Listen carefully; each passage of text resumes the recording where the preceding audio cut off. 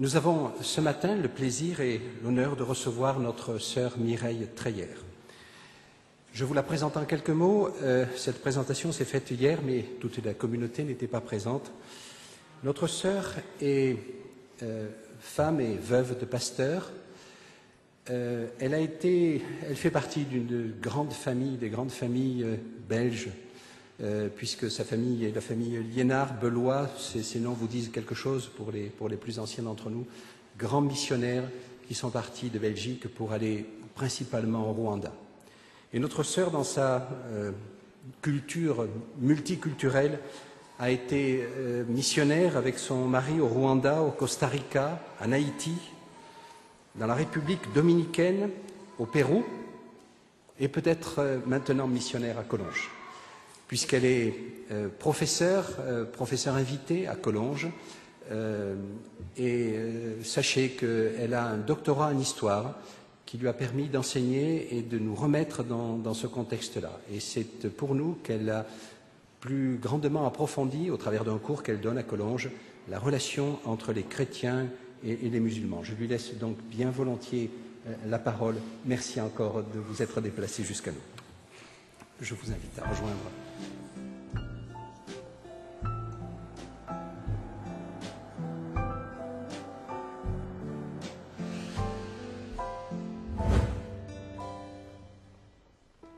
Bonjour à tous. C'est un plaisir et un honneur pour moi que d'être parmi vous ce matin. Je pense que je suis venue une fois dans cette église, il y a environ 30 ans. C'était à l'époque du pasteur Francis Augsbourger, si certains s'en souviennent. Cela veut dire que je ne suis plus toute jeune non plus. Alors, vous avez entendu que j'ai passé de nombreuses années en terre de mission, comme on dit dans notre patois de Canaan. Et il est évident que quand on a été 15 ans missionnaire, le cœur reste toujours très attaché à ce que l'on a fait à l'extérieur, bien que le plus grand champ missionnaire et le plus difficile, ce soit le nôtre, les pays européens francophones, France, Belgique, Suisse. Autrement dit, nous restons missionnaires. Et bien que je n'ai jamais travaillé dans un pays foncièrement musulman, comme j'ai été chargée du cours d'histoire de l'islam à Collonges, dans la faculté de théologie, pendant plusieurs années, que je continue à l'enseigner en tant que professeur invité, et que l'année dernière, j'ai eu la chance ou le privilège d'assister à un séminaire donné pendant une semaine dans la ville de Grenade par notre division. J'ai décidé de vous faire profiter un petit peu de certains éléments que nous avons reçus comme information et aussi de certaines choses qui me touchent profondément. Autrement dit, les éléments que je vais vous présenter ne sont pas tous les miens. Ils sont le résultat de la réflexion de d'autres personnes et je les ai un petit peu arrangés à ma propre sauce. Le titre que j'ai donné à cette méditation, qui est donc d'ordre missionnaire, c'est « Dieu a-t-il un plan biblique ?» Est-ce que ce plan se trouve dans la Bible, un plan pour les musulmans? Et nous avons entendu la lecture biblique que la demoiselle nous a faite ce matin, qui est un texte très connu et très court que tous nous connaissons, qui se trouve dans Jean 10, verset 16, et que je vous invite à remémorer ensemble. « J'ai encore d'autres brebis qui ne sont pas de cette bergerie. Celles-là, il faut que je les amène, dit Jésus. Elles entendront ma voix et il y aura un seul troupeau, un seul berger. » Si nous venons à quelques chiffres de la population mondiale musulmane, nous savons que par rapport à la population mondiale globale, qui se monte à 6,5 milliards d'habitants, la population totale couvre à peu près un quart de cette population globale et elle est musulmane, c'est-à-dire 1,5 milliard d'habitants. La population d'Europe se monte à 466 millions d'habitants et l'Europe compte sur ces 466 millions environ 32 millions d'habitants musulmans. Dans l'Union européenne, nous avons environ 7% de musulmans. Pardon, oui, 7% de 15 millions de musulmans. Et en France, 4 millions de musulmans, ce qui nous fait à peu près en pourcentage 8%. C'est-à-dire que quand nous allons dans la rue, sur 100 personnes que nous croisons, il y en a 8 qui sont musulmanes. Peut-être, comme les statistiques datent toujours de quelques années auparavant, il faut en tenir compte, peut-être qu'aujourd'hui, sur 100 personnes, il y en a 10 qui sont musulmanes, ou sur 10 personnes, il y en a une qui est musulmane. Or, il y a quelque chose qu'il faut ajouter. Chaque année, en France, il y a environ 3500 personnes qui se convertissent spontanément à l'islam. Et quand je dis 3500 personnes, ce ne sont pas nécessairement des étrangers, ce sont aussi des Français de souche. Autrement dit, nous assistons à un phénomène inhabituel. 3500 habitants, ça veut dire à peu près, nouveaux convertis, un habitant, j'ai fait le calcul, sur 17 150 habitants. Nous pourrions nous poser une question. Et s'il y avait un habitant sur 17 000 qui se convertissait à l'adventisme chaque année? Vous allez me dire, sur 17 000, c'est pas grand-chose.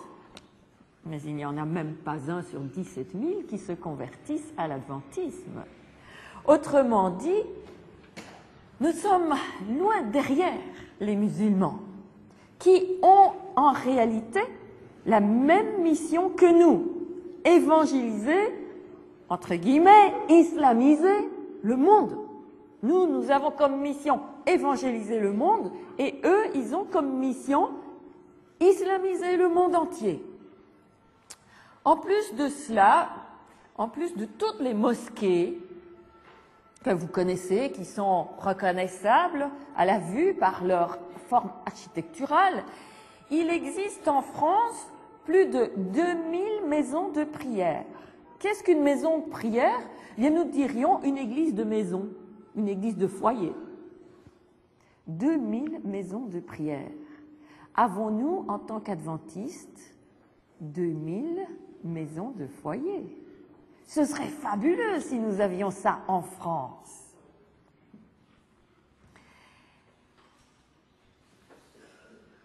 Aussi vient la question, que fait l'Église, et je vais préciser l'Église adventiste, face à la croissance de l'islam? Et que fais-je moi? Il est évident que si je me considère comme missionnaire dans ce pays qu'est la France, dans le mien qui est la Belgique, et quand je sais qu'il y a un habitant sur 10 qui est musulman, quelle est ma responsabilité en tant que chrétienne adventiste? Alors je vous propose de faire un tout petit tour d'horizon concernant l'œuvre de l'Église adventiste face à l'islam. Un petit tour historique. Le premier contact missionnaire que des laïcs adventistes américains ont pris date de 1870. C'est vieux. La Conférence générale a envoyé à l'époque une famille de médecins en Égypte.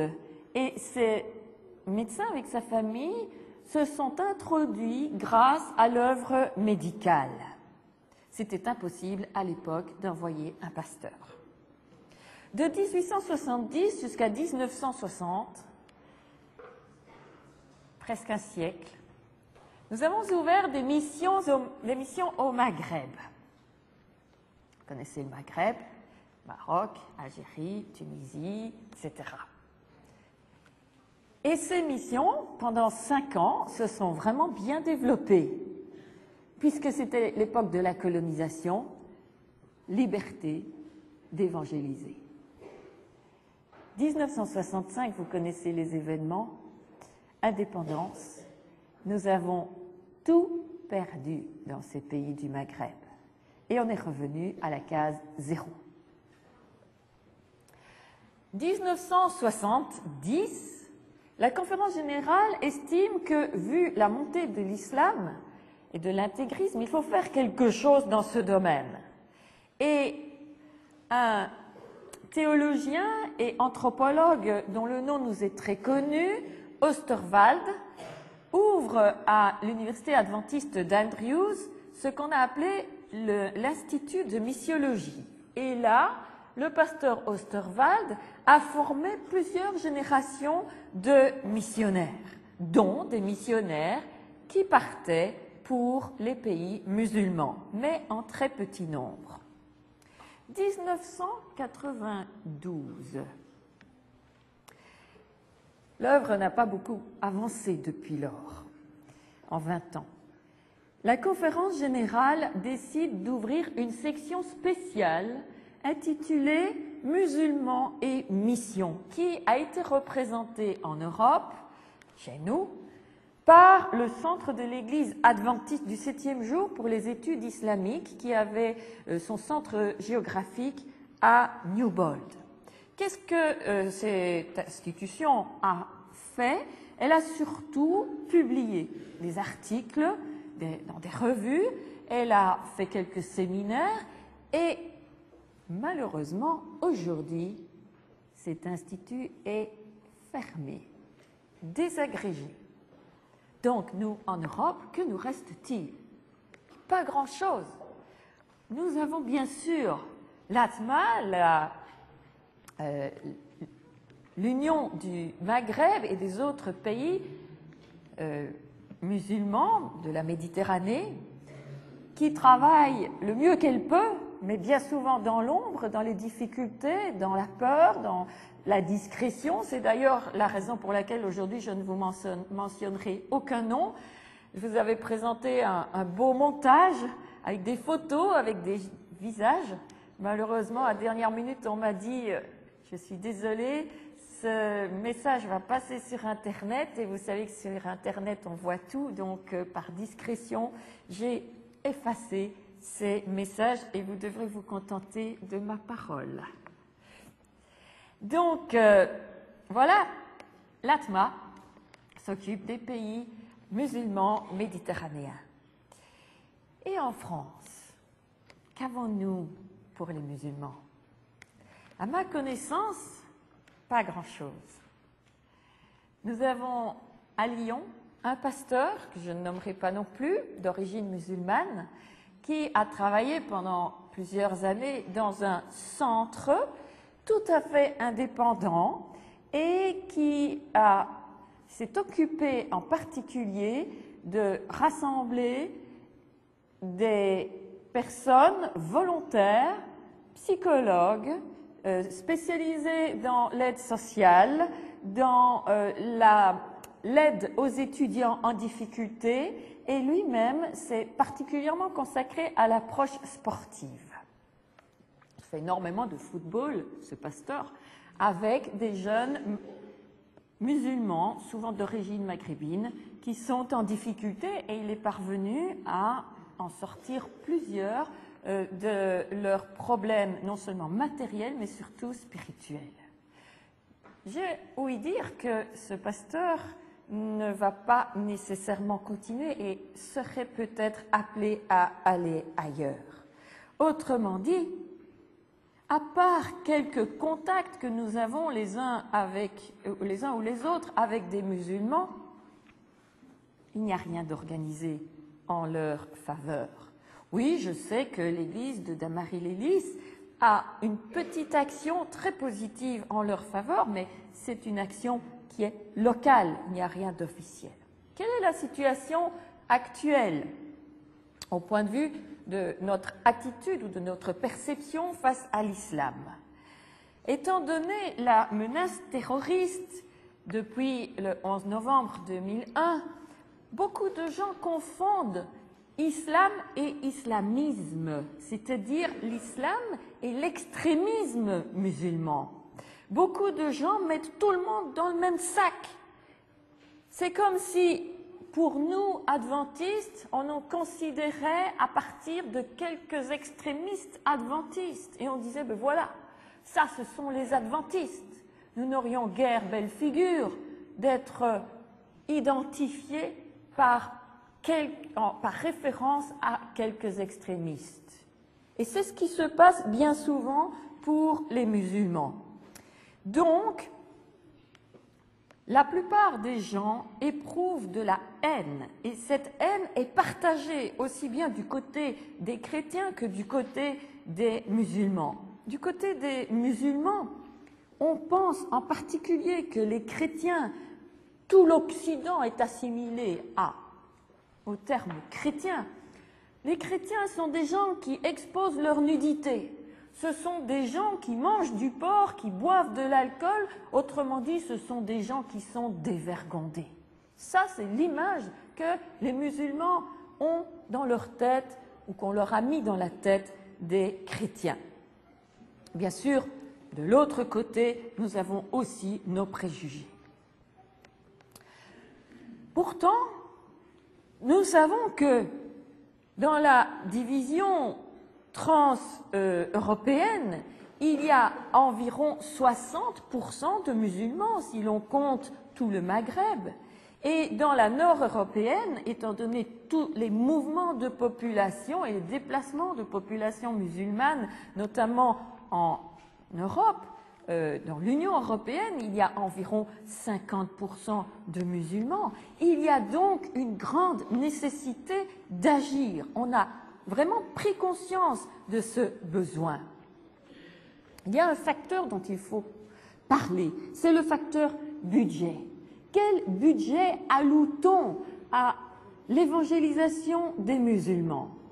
Selon un pasteur qui nous a parlé lors de cette semaine spéciale consacrée à l'islam à Grenade en 2009, il y aurait 1% du budget de la conférence générale globale qui est consacré à l'évangélisation des musulmans. 1%.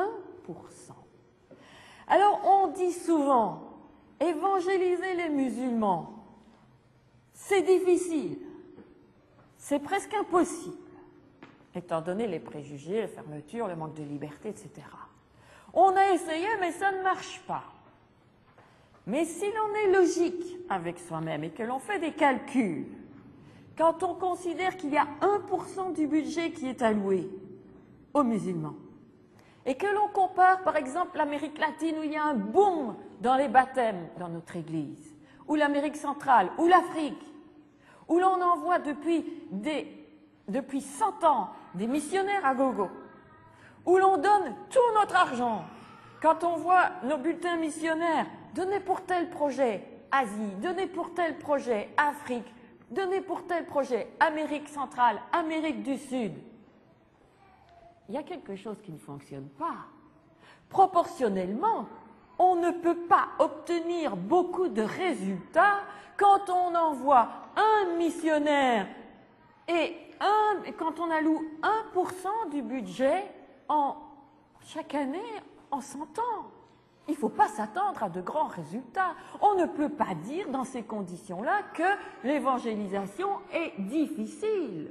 Si l'on y mettait le paquet, comme on dit, et le temps, il est fort probable qu'on aurait des résultats.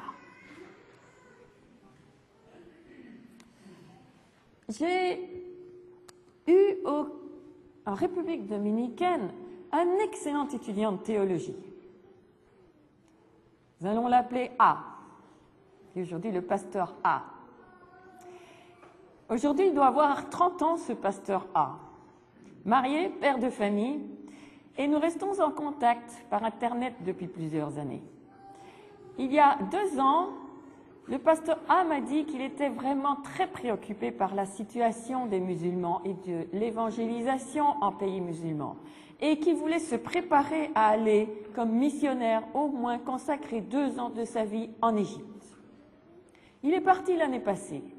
Il y a 3 ou 4 semaines, en pensant vous exposer ces séminaires sur l'islam, je lui ai posé quelques questions et je lui ai demandé comment il se sentait, comment il approchait les musulmans et comment il considérait sa situation maintenant qu'il est en Égypte depuis un an. Et il m'a répondu ceci, je ne dis pas textuellement, je vous rapporte les idées. Je suis ici depuis un an, j'ai appris l'arabe, je commence à me défendre un petit peu. Il y a 3 semaines, il a présenté son premier sermon en arabe à des adventistes récupérés parmi les chrétiens d'Égypte. Et pourtant, je constate que notre Église adventiste n'est pas intéressée du tout à évangéliser les musulmans en Égypte.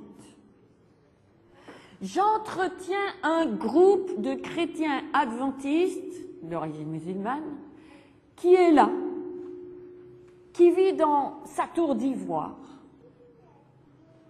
et qui n'a aucun contact avec l'extérieur. Et malheureusement, si ce groupe savait que moi j'ai des amis musulmans à l'extérieur, je risquerais ma peau. Tout est possible en Égypte. Autrement dit, le pasteur A fait son travail missionnaire caché des adventistes.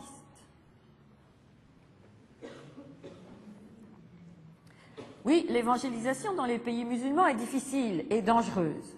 Pourtant,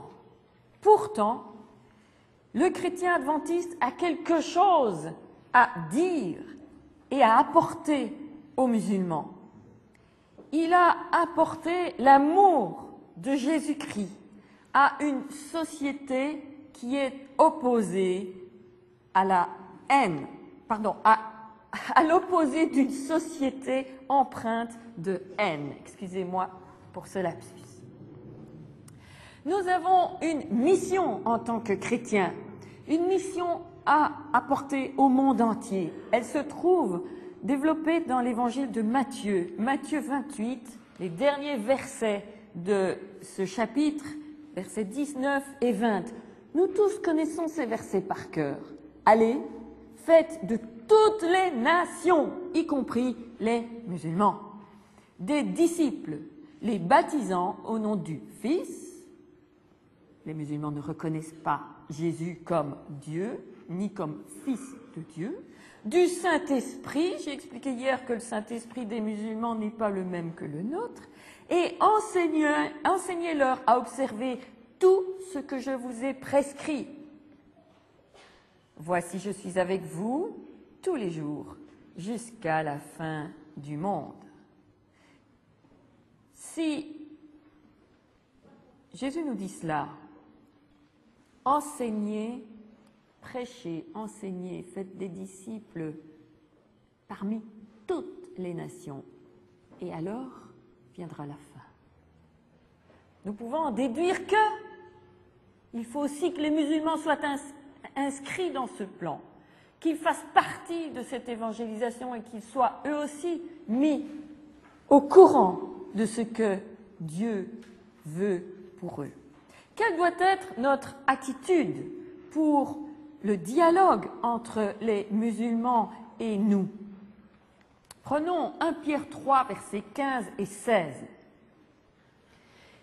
Mais sanctifiez dans vos cœurs Christ, pas Mahomet, Christ, le Seigneur, étant toujours prêt à vous défendre avec douceur et respect, devant quiconque vous demande raison de l'espérance qui est en vous, ayant une bonne conscience, afin que, là même où il vous calomnie, même si vous étiez des malfaiteurs, ceux qui décrivent votre bonne conduite en Christ soient couverts de confusion. Dans ce verset, il n'est pas question de faire le premier pas vers le musulman. C'est pas inscrit musulman ici, mais nous parlons des musulmans. Il n'est pas question, comme le dit l'apôtre Paul ou l'apôtre Pierre dans d'autres passages, d'insister en tout temps, en toute occasion, même si elle est bonne ou mauvaise. Dans la circonstance ou dans le cadre des musulmans, il s'agit simplement, dit le texte, de répondre avec douceur et respect, pas d'agressivité, pas de polémique, douceur, respect à ceux qui vous posent des questions, qui vous demandent raison, c'est-à-dire qui vous demandent de justifier votre foi. Répondre avec douceur, avec respect, à propos de notre foi, à ceux qui nous posent des questions. Imaginons qu'un musulman nous pose des questions. Viendra-t-il nous poser des questions de lui-même? Fort probablement pas. Ce verset ne nous empêche pas de susciter les questions. Au contraire, il nous dirait implicitement, rendez compte de votre foi à ceux qui vous posent les questions.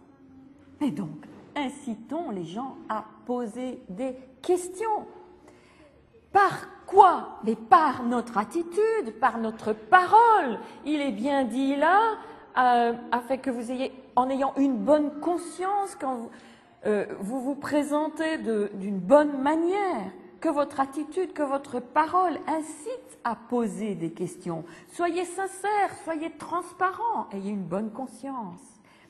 Et quel sera le résultat? Eh bien, ceux qui vous demandent compte de votre foi ne pourront pas discuter, ils seront couverts de confusion, c'est-à-dire ils ne sauront plus que répondre, ils seront sans argument. Forcément, s'ils sont sincères eux-mêmes, ils devront reconnaître le bien fondé de votre foi, ils devront donc reconnaître Jésus-Christ. Il est difficile d'approcher le musulman. Moi-même, vous avez dit, n'ai pas d'expérience, sauf que j'ai enseigné au début de ma carrière en Belgique. J'avais 20 ans, ça fait 35 ans, et j'étais dans une partie de la Belgique qui était déjà à l'époque envahie, entre guillemets, par des émigrés marocains. Et dans mes classes, j'avais des classes du secondaire, dans des classes d'une vingtaine ou 20-25 filles, j'en avais 20 qui étaient d'origine musulmane et j'en avais 5 qui étaient d'origine belge. Plus tard, quelques années plus tard, j'étais dans une autre école professionnelle où là, c'était des garçons et il y en avait quelques-uns aussi qui étaient musulmans. Mais il est évident que dans les écoles de l'État, on ne fait pas de prosélytisme, on ne montre pas sa couleur. Donc, à part ça, à part le fait que quand j'étais au Rwanda, c'était l'époque, dans les années 80, où Kadhafi faisait construire une énorme mosquée à Kigali, donnait des subsides pour construire des routes et des mosquées, et aussi, surtout, pour que les gens se convertissent. Kadhafi proposait à chaque Rwandais qui devenait musulman la modeste somme de 2 ans de salaire. Ça, c'était mes seuls contacts avec l'islam en Afrique. Pas grand-chose. Donc, je dois me référer aux expériences des autres. Alors, il y a eu dans ce congrès ou ce séminaire de Grenade en 2009 un pasteur d'origine pakistanaise, musulman de naissance. Nous allons l'appeler le pasteur B. Le pasteur B est arrivé, alors qu'il n'était pas pasteur, en 1963 à la faculté de théologie de Newbold pour faire des études de théologie, et parallèlement, il s'est dédié à étudier dans une autre université non adventiste l'islamologie. Pourquoi? Il était déjà, je vais dire, pasteur laïque dans son propre pays, mais il avait refusé de travailler dans son pays en tant que pasteur adventiste, parce que son pays, le Pakistan, est à 99% musulman. Et il était bien évident que pour lui, c'était beaucoup trop dangereux de travailler comme pasteur adventistes, chrétiens dans ce pays. Alors il a décidé donc d'aller se former mieux à Newbold et s'est dédié de 1963 à environ, alors 5 ans en plus, 68, à étudier la Bible et le Coran. Et il a fait donc des études d'islamologie et notamment des études de Bible et Coran comparés. Pendant 5 ans, il s'est posé la question, mais comment aborder mes frères musulmans? Comment, d'Angleterre, parce qu'il refusait de travailler dans son propre pays. Comment faire? Qu'est-ce qui pourrait les toucher? En 2003, le pasteur B a refusé l'appel d'évangéliser les musulmans du sud de Londres. Il ne se sentait pas encore prêt. Et puis comme la fédération insistait, nous n'avons que vous, vous êtes le plus apte, vous venez de l'islam, vous savez comment aborder vos frères. Il a cédé par obligation morale, mais sans conviction. De 2003 à 2006, 3 ans, il a fait des expériences d'approche et il a découvert une clé méthodologique d'approche que je vous exposerai cet après-midi. Et c'est à partir de cette méthode qu'il a découverte qu'il a commencé à réunir un auditoire. Il a pu réunir un auditoire de 500 personnes d'origine musulmane. Et à ce moment-là, il a commencé à avoir du plaisir à parler de Dieu. En 2007, le pasteur B a décidé d'ouvrir une église à Londres, une église pour des musulmans convertis à l'adventisme. En 2009, l'année passée, quand il nous parlait, il pouvait nous dire que dans son église d'origine musulmane, il y avait 70 membres d'origine asiatique, comme lui, bien sûr, qui s'étaient convertis. Et le pasteur B partage aujourd'hui son temps à 50% en faveur des Anglais de Londres et à 50% en faveur des musulmans de Londres. Au départ, sa femme et ses enfants étaient totalement opposés à le soutenir. Maintenant, sa femme et ses enfants le soutiennent à 100%. Et ce pasteur nous a expliqué quel est le plan de coopération divine que nous pouvons trouver dans la Bible. Comment ce plan lui est-il venu à l'esprit? À Newbold, un jour, le téléphone a sonné dans le bureau du doyen de la faculté de théologie. Quand il a décroché, il a eu un choc au cœur. De l'autre côté, la personne qui s'est présentée était un imam. Et cet imam disait « Monsieur le doyen, je suis imam, j'ai 4 collègues avec moi. Nous sommes intéressés par le retour du Christ. Nous cherchons désespérément, parce que les musulmans croient que Jésus va revenir pour le jugement dernier à la fin du monde, et il va participer à ce jugement activement. Nous cherchons désespérément des informations au sujet du retour du Christ, parce qu'évidemment, le Coran n'en donne pas. Nous avons cherché partout, et nous n'avons rien trouvé. Il n'y a pas un seul site Internet capable de nous expliquer ce qu'est le retour du Christ. Quand j'ai entendu cela, je me suis dit, c'est pas possible. Moi, quand je suis rentrée à la maison, j'ai ouvert Internet. Je dis, je vais chercher. Bon, il parlait des sites anglophones, bien sûr. Mais moi, je me suis dit, il faut que je fasse l'expérience en français. Et j'ai cherché, mes amis, je n'ai pas trouvé non plus un site explicite, c'est-à-dire qui explique fondamentalement le message du retour du Christ. Oh oui, on a des sites comme l'église de Neuilly avec les 28 croyances fondamentales, et parmi les croyances fondamentales, il y a le retour du Christ. Mais il n'y a rien d'expliqué. Et ces 5 imams voulaient qu'on leur explique en quoi consiste le retour du Christ. Grand témoin à Newbold. Est-ce qu'on va avoir un attentat? voyez les préjugés. Finalement, ne sachant que faire, on a appelé le pasteur B. Et il y est allé. Et il a parlé à ces 5 imams. Et ça s'est très très bien passé. Alors, vous voyez, il faut avoir un vécu personnel, un témoignage, entamer une relation personnelle, mais ce n'est pas suffisant. À un moment donné, il faut dépasser les barrières du témoignage personnel et partager un plan biblique de coopération. Et ce plan biblique de coopération, il a lieu entre Israël et Ismaël. Nous allons ouvrir notre Bible dans le livre d'Ésaïe. Ésaïe 60. Quel est le contexte d'Ésaïe 60? Bien sûr, il y a tout le livre du prophète Ésaïe. Et ce livre nous parle de la mission du peuple d'Israël.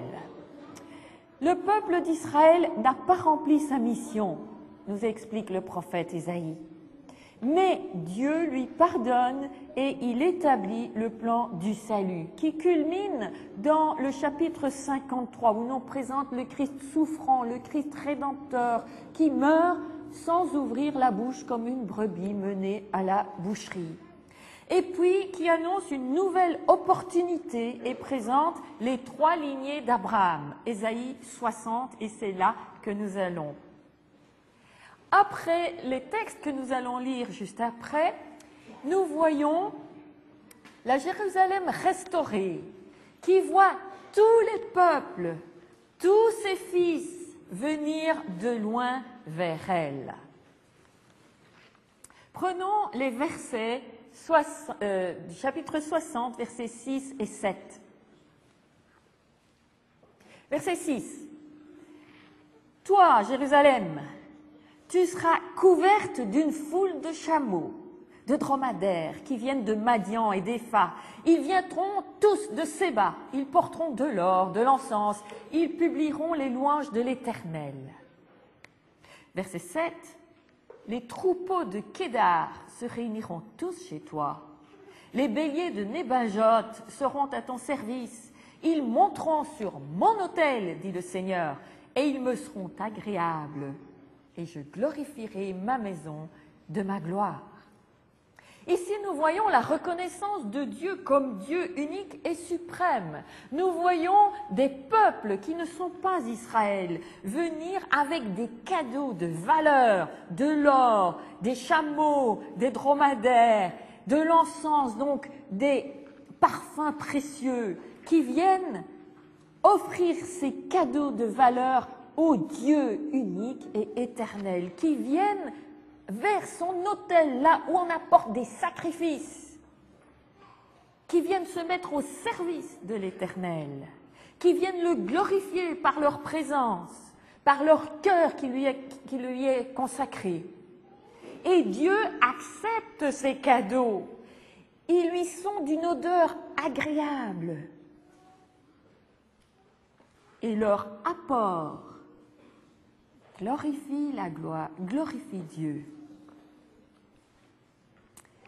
Alors, nous nous posons la question, mais qui sont ces gens qui viennent de Madian, d'Épha, de Kédar, de Nébajot, etc.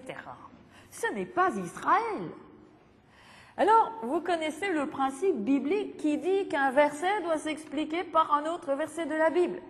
Alors, bien sûr, on cherche dans la Bible Madian, Épha, Nébajot, Kédar, et ça nous mène à Genèse 25, 1 à 4. Nous pouvons prendre Genèse 25, 1 à 4. Je ne vais pas vous le lire parce que je crois que j'ai déjà pris un peu de temps et qu'il serait temps d'avancer vers la fin. Je vous résume, nous avons là raconté l'histoire de la postérité d'Abraham. Combien de femmes Abraham a-t-il eu? Une? À plusieurs, mais il faudrait quelque chose de précis. Combien? Ah oui, c'est dit, vous avez parfaitement raison, il a eu plusieurs femmes. Mais combien? Minimum. 3, parfait. Il en a eu minimum 3. Bien, alors la première, vous la connaissez très bien. Sarah. La deuxième, un peu moins bien peut-être, mais quand même, Agar, la servante de Sarah. Et la troisième, mais c'est écrit là, Kétura. Alors nous connaissons bien les trois lignées abrahamiques, parce que ces femmes lui ont donné des enfants, toutes les trois. Agar, bien sûr, pardon, je vais commencer par Sarah, même si sa première femme lui a donné Isaac. Et la descendance d'Isaac, c'est l'Israël. Jacob, etc., avec les 12 tribus, qui a donné lieu au peuple d'Israël. Le peuple réel, historique, et le peuple aussi spirituel d'Israël. Nous, la prolongation spirituelle de l'Israël historique, à travers les 12 tribus. Deuxième femme, Agar. Vous savez qu'Agar a donné au moins comme premier fils, parce qu'il y en a eu d'autres, Ismaël. Dans la Bible, Ismaël est aussi appelé les enfants de l'Orient ou les enfants de l'Est.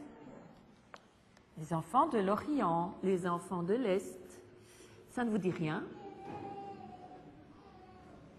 L'Arabie et tous les pays qui sont liés.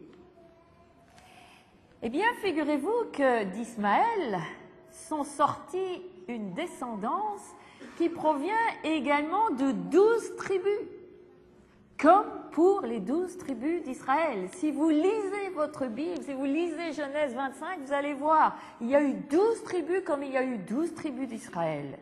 C'est quand même curieux. Vous trouverez ça dans Genèse 25, versets 13 à 16. 13 à 16, pour ceux qui ont envie de le rechercher. Et alors, Kétura. Eh bien, Kétura, voilà, je vous ai fait un petit schéma, n'est-ce pas? Abraham épouse Kétura, ils ont 6 enfants, Zimram, Josham, Médan, Madian, Jishbak, Shua. De Joshan naît un fils, Séba. De Madian naît un fils, Épha. Tiens. Mais voilà les noms que nous cherchions tout à l'heure et qui sont dans Ésaïe. Tu seras, verset 6, tu seras couverte d'une foule de chameaux et de dromadaires qui viennent de Madian et d'Épha. Est-ce qu'ils viennent de la postérité de Jacob? Pas du tout. Est-ce qu'ils viennent de la postérité d'Agar? Pas du tout. Ils viennent de la postérité de la troisième femme d'Abraham, de la troisième lignée d'Abraham. Et où vont-ils? À Jérusalem. Que vont-ils faire? Adorer Dieu et lui apporter leurs cadeaux. Si nous voyons quelle est la postérité d'Abraham avec Agar, Ismaël, mais Ismaël a aussi eu des fils qui ont donné donc 12 tribus. Et parmi ces fils, nous voyons Nebajot, Kédar, qui sont cités dans le verset 7 d'Ésaïe 60. Autrement dit, parmi cette foule de gens qu'Ésaïe montre allant après l'exil babylonien, parce qu'il y a une dimension historique locale, n'est-ce pas? Israël est rejeté, Israël est déporté, puis à la fin, Israël retournera vers Jérusalem. Il y a la dimension historique contemporaine d'Ésaïe, mais il y a aussi la dimension prophétique. Autrement dit, ça concerne aussi les temps futurs, la fin du monde. À la fin des temps, qui va se diriger vers l'autel de l'Éternel à Jérusalem pour lui apporter des cadeaux qui correspondent à sa grandeur? Qui va le servir? Qui va lui rendre gloire? Eh bien, pas seulement l'Israël historique, pas seulement l'Israël spirituel dont nous pensons faire partie, mais aussi les deux autres lignées abrahamiques, les descendants de Kétura et les descendants d'Agar. Qui sont-ils? Sinon, d'anciens musulmans. Genèse 12, verset 3, toujours dans ce cadre des trois lignées abrahamiques. L'Éternel dit à Abraham, « Je te bénirai et toutes les nations seront bénies en ton nom ou en toi. » Cela veut dire que que la bénédiction repose également, ou reposait également, sur Ismaël et sur les fils de Kétura et d'Agar. C'est-à-dire, la bénédiction divine reposera également sur les musulmans qui sortiront de leur religion. Il est, dans la Bible, on voit apparaître des, je vais dire entre guillemets, des Arabes. Entre guillemets, ce ne sont pas des Arabes, mais vous allez comprendre. Il y a donc plusieurs autres exemples dans la Bible de collaboration entre Ismaël et Israël. Vous vous souvenez de Joseph qui a été vendu par ses frères? À qui donc a-t-il été vendu? À des Madianites. C'est grâce aux Madianites que Joseph a été sauvé, mine de rien. C'était des cousins de Joseph et de ses frères, des cousins entre guillemets. Oui, ils venaient de la descendance de Kétura. Moïse, vous vous souvenez où il s'est réfugié après être sorti d'Égypte? Ah, auprès de Jéthro, merci. Et qui était Jéthro? Son beau-père. Mais Jéthro était un serviteur de l'Éternel, mais il n'était pas Israël. Il était d'une autre descendance et pourtant qui adorait le Dieu du ciel, le même Dieu que lui. Si nous allons dans le Nouveau Testament, Jésus, grâce à qui a-t-il pu survivre à partir de sa naissance? Grâce au cadeau de 3 personnages illustres que l'on ne nomme pas dans la Bible, les mages. Et d'où venaient les mages? D'Orient. Jésus a survécu grâce au cadeau des mages d'Orient. Quand je dis Jésus, sa mère, son père qui ont fui en Égypte, mais de quoi ont-ils vécu pendant tout ce temps, sinon de la myrrhe, de l'encens qui valait une fortune à l'époque? Heureusement que les fils de l'Orient ont cru en l'histoire de l'étoile, parce que les fils d'Israël n'étaient pas prêts. Et si l'on va plus loin, après la mort de Jésus à la Pentecôte, les disciples sont là, ils prêchent à la foule, après l'onction de l'Esprit. Et des peuples venus de toutes parts les entendent parler dans leur langue. Et si vous lisez bien Acte 1, vous allez voir qu'il y avait des Égyptiens, des Libyens et des Arabes qui les entendaient parler dans leur propre langue. N'est-ce pas extraordinaire le plan de Dieu tout au long de la Bible? Et qu'est-ce que leur prêchaient les apôtres, sinon Jésus et Jésus-Christ crucifié, un Jésus crucifié, mais surtout ressuscité. Et les musulmans croient en Jésus, non pas fils de Dieu, ni crucifié, ni Dieu, mais ils croient en Jésus, dernier prophète avant Mahomet. Un Jésus qui est mort et qui a été ressuscité par Dieu. Alors, il n'est pas mort sur la croix, mais il est ressuscité et qui se trouve auprès de Dieu aujourd'hui. Un Jésus qui reviendra à la fin des temps pour participer au jugement.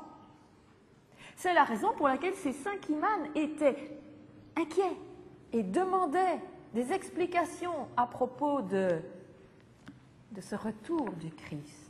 Donc, nous avons une responsabilité en tant que chrétiens adventistes, nous avons un message à partager avec les musulmans. Nous devons collaborer avec le plan prévu par Dieu dans la Bible pour les musulmans. Souvenez-vous, nous avons lu tout à l'heure, vous avez affiché ce verset, mais j'aimerais quand même en prendre encore un autre. Je ne résiste pas à la tentation de vous prendre un verset d'Ésaïe avant. Ésaïe 58, verset 5. « Voici, tu appelleras des nations que tu ne connais pas. Les nations qui ne te connaissent pas accourront vers ton Dieu à cause du nom de l'Éternel. » Ésaïe 56, verset 4. Ainsi parle l'Éternel. Aux eunuques qui garderont mes sabbats, qui choisiront ce qui m'est agréable et qui persévéreront dans mon alliance, je leur donnerai dans ma maison et dans mes murs une place et un nom préférable à des fils et à des filles. C'est dur pour nous cela. Un nom préférable au nôtre. Je leur donnerai un nom éternel qui ne périra pas. Et les étrangers qui s'attacheront à l'Éternel pour le servir, pour aimer le nom de l'Éternel, pour être ses serviteurs, verset 7, je les amènerai sur ma montagne sainte. Je les réjouirai dans ma maison de prière. Leurs holocaustes et leurs sacrifices seront agréés sur mon autel, car ma maison sera appelée une maison de prière pour tous les peuples. Verset 8, à la fin, je réunirai d'autres peuples à lui, aux siens déjà rassemblés. Oui, aujourd'hui, beaucoup de musulmans attendent que nous allions vers eux, que nous leur parlions d'un Dieu Père qui est bon, qui pardonne et qui est prêt à les recevoir dans ses bras. Matthieu 24, 14, cette bonne nouvelle du royaume sera prêchée dans le monde entier pour servir de témoignage à toutes les nations. Alors, seulement alors, quand nous aurons prêché aussi aux musulmans, viendra la fin. Amen.